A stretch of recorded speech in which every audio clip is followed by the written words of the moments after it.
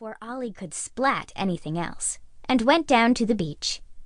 Dad carried Ollie on his shoulders, and I skipped along on the pebbles. Dad showed me how to skip rocks on the water. We made sand castles, and Ollie tried to eat the sand. Then Mom said she wanted to stretch her legs and go on a long walk. Ollie is not very good at going on long walks, because he always sits down and cries. So Dad said he would look after Ollie while Mom and I explored. "Make sure you find some buried treasure," he said. "We will," said Mom. "Ready, Captain Ella?" We walked along the beach to a little cliff with lots of rocks at the bottom of it. We couldn't see past the rocks, so we guessed what we would find on the other side of them. I guessed an octopus in a rock pool. Mom guessed a pirate ship.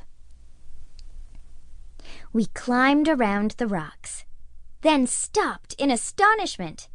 There was a whale on the beach, an actual real-life whale. It was enormous, and it had shiny gray skin. I was really excited, but Mom wasn't. She blew out hard and said, "I didn't guess that." Then she said, "Whales aren't supposed to be on the beach, Ella. They belong in the water.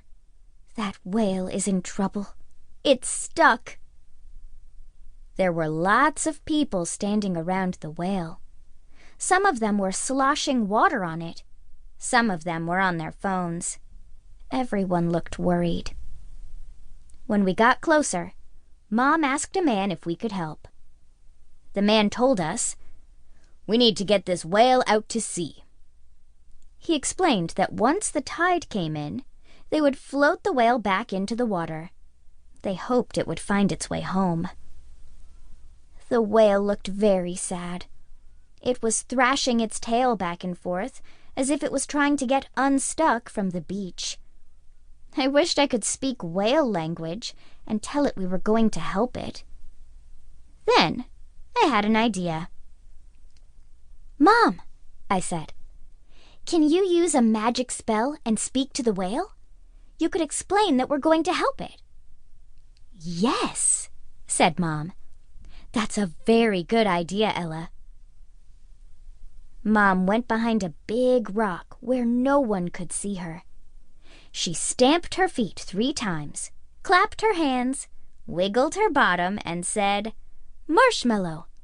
And poof! She was a fairy.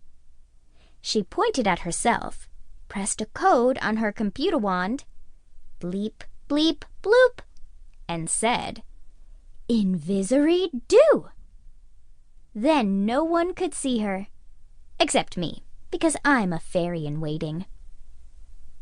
Then she pressed another code, bleep, bleep, bloop, and said, "Speakery-do, whalery-do." Come on, Ella. Now I can talk to the whale. Mom carefully made her way through all the people to the whale's head and whispered to it. After a moment, the whale stopped thrashing its tail.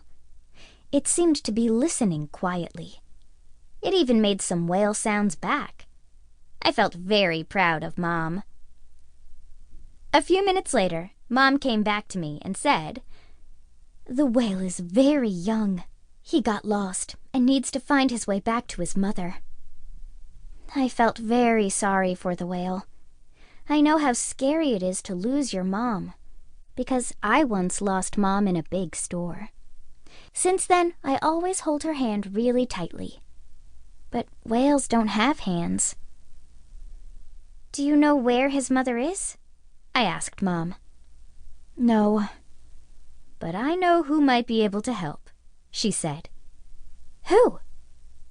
Mom bit her lip and said, "I really ought to take you back to Dad." At once, I knew Mom was going to do something exciting. "Wait," I said quickly. "Please take me too. How will I learn to be a good fairy if I don't come with you and help?" Mom laughed. "Ella, you always have a good answer. All right, fairy in waiting."